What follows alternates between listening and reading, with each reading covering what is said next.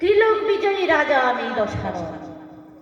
চন্দ্রদেব আমার মস্তকে ছত্র ধারণ করে, দেবরাজ ইন্দ্র আমার মালাকার, যম আমার অশ্বশালে বন্দী। আমার দ্বারের দ্বারী হলেন সূর্যদেব। এইভাবে সমস্ত দেবগণ আমার কাছে বন্দী। এমন যে রাজা আমি কেন একটা মানুষের শরণ নেব? তখন বিভীষণ বলছে, দাদা এটা কিন্তু ভুল হচ্ছে। কেননা রামচন্দ্র সাধারণ মানুষ নয়।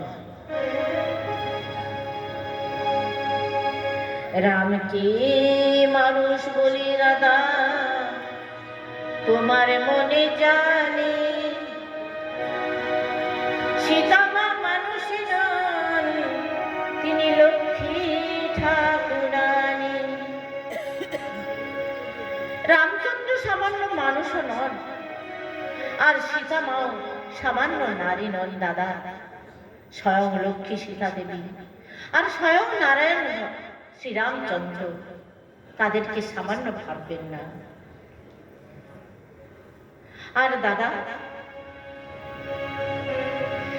শিবমন্ত্রের উপাসক তুমি, শিবমন্ত্রের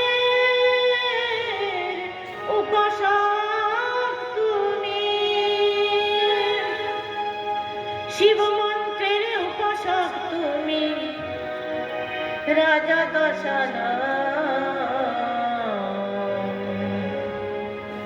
আর রাম মন্ত্র জপেন সদা শিব, সদা সর্বক্ষণ।